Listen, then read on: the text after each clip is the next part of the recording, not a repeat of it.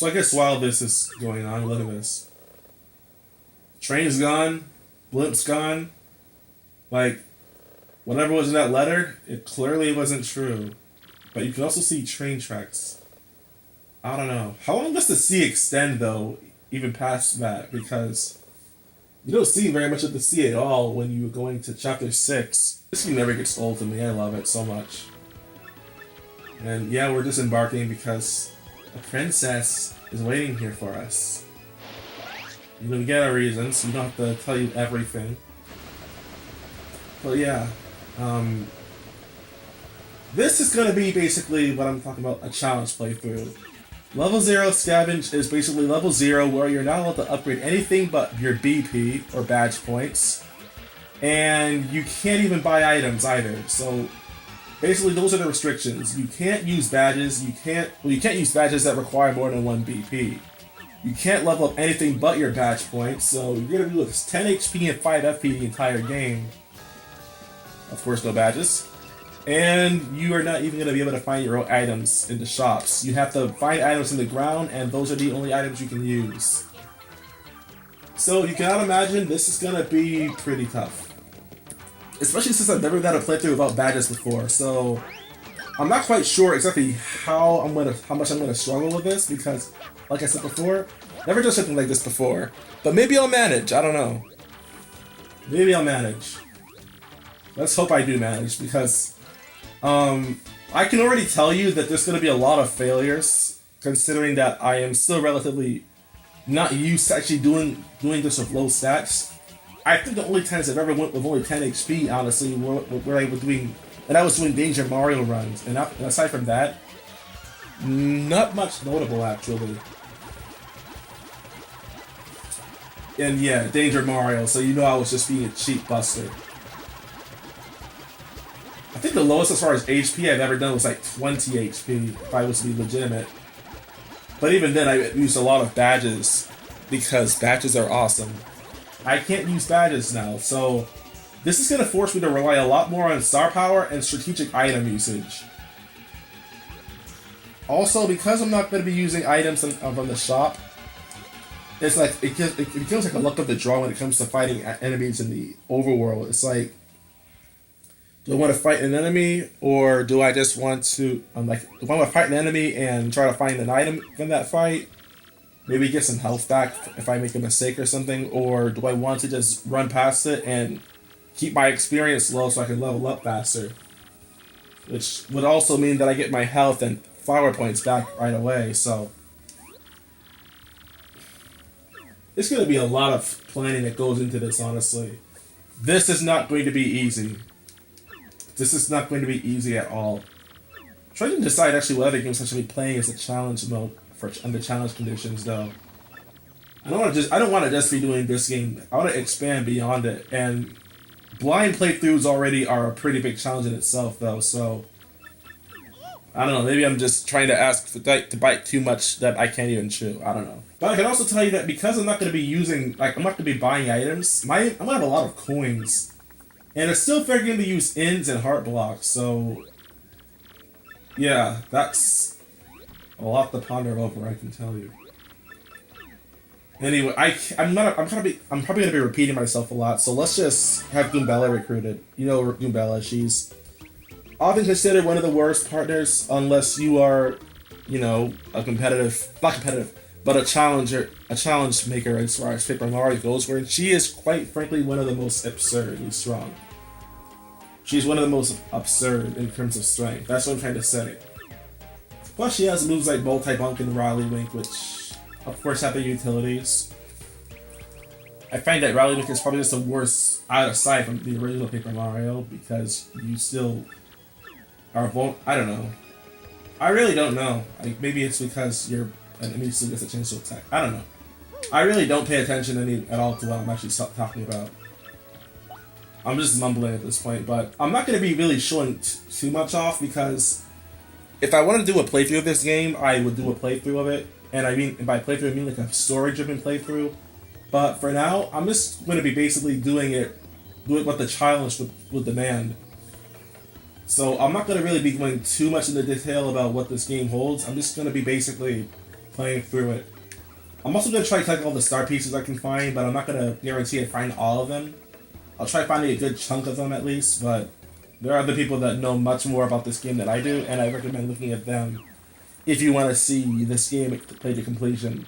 And yes, I'm going to tell you right up in front, I tend to mumble a lot, so... Now, while I cannot buy items, if there are items that are required to be purchased, like Zesty's contact lenses, then that's all fair game, because otherwise it's impossible to progress in the game. So, while this is a scavenge run, there are items, however, that are required to be bought, so I can't do anything about that. But so I guess for the sake of it, the most badge points I can ever have at one point in the game is 3. So I just have to stay under that number. Right here, people sometimes... I actually saw the game rooms did not notice this. It's just kind of funny, but because I guess if you looked hard enough, you could still see the opening in that wall. But that's besides the point. Blind playthroughs, that's all fine and good, because no one's gonna expect you to be playing the game perfectly your first time through it. I certainly wouldn't. Something I actually forgot to mention also in this challenge is that because it's Level Zero Scavenge, I can't cook items either. So, for instance, Zesty, if I can show this off right now actually, this person, you're also required unfortunately to smash your contact lenses. Why? Because Mario has to vandalize, even if it's accidental or completely unknown to him.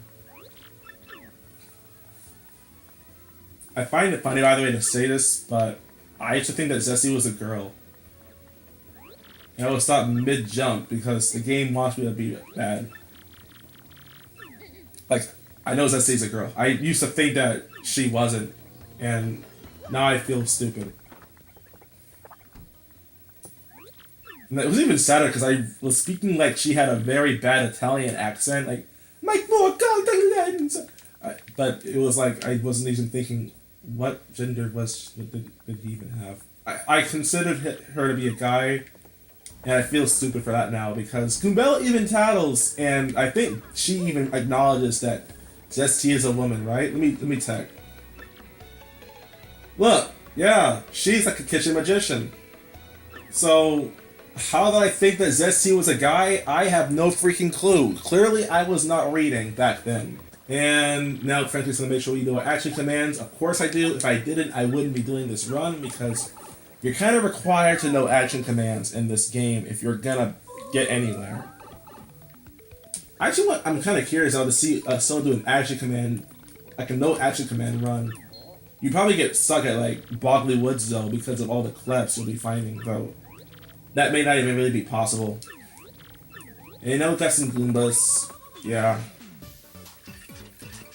I'll tell you all you really need to know about the Goombas, honestly. The only one that you should really be worried about is the spiky one, because you can't jump on it. The flying one, you can't hammer it. And the one right in front of you, the ordinary Goomba, that's just dead. It's not worth talking about. 2 HP, no defense, 1 attack. It's very simple. I'm talking like it's your first time playing through the game. I don't even know why. This is probably not even going to be shown in the video because it's completely irrelevant to the challenge. You are not even going to have badges at this point, so screw it.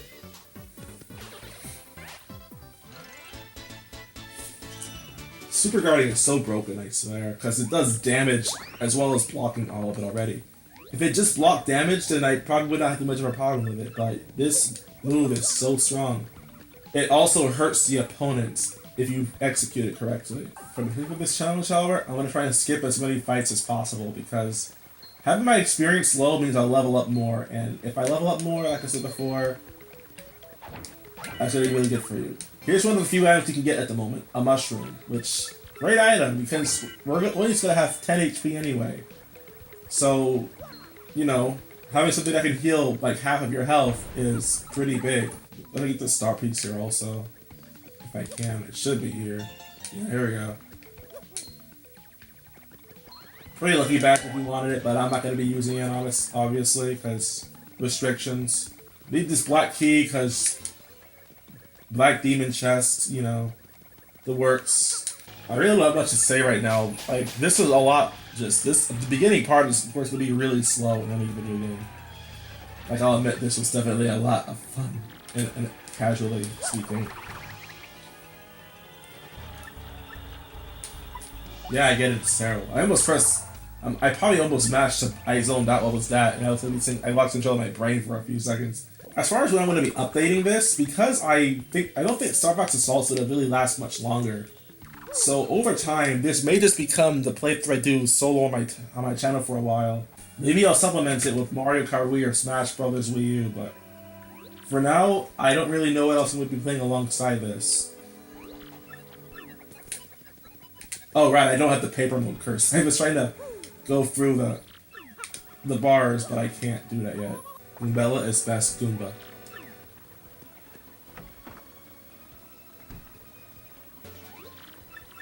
And he just gave me a badge, which I'm not going to be using ever in this run. But for the sake of avoiding having Goombella nag at me for not having the badge equipped, I'm going to equip it anyway, just so I don't have to look at that text when I go down here.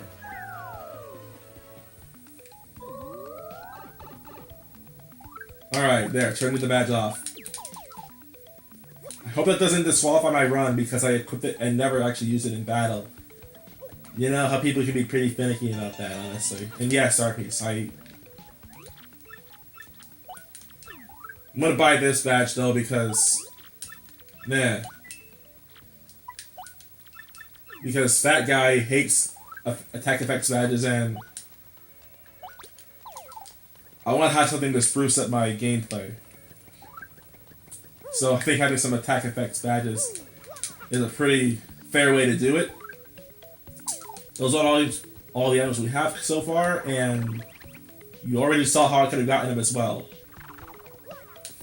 Now, because there's really not going to be much else to talk about beyond this, I'm only going to be showing items I find in the overworld, as well as the boss battles, which obviously this run is going to be based around.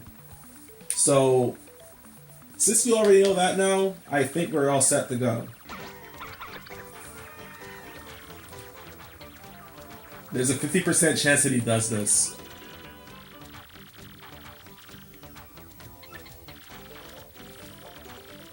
Snack of these tentacles, huh? You're darn blue, but I would.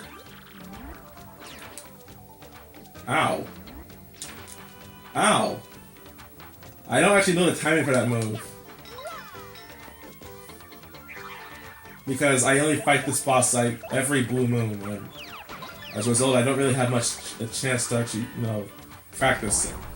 The only move I know how to time is the ink attack, because that move is very easy to get used to after a while. And even then, I'm not used to super guarding it, and oh, Shy Guy. That didn't even hit anyone.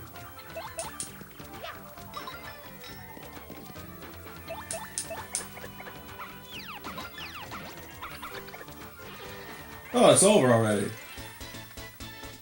12 HP, by the way. 12 HP, 1 attack, no defense.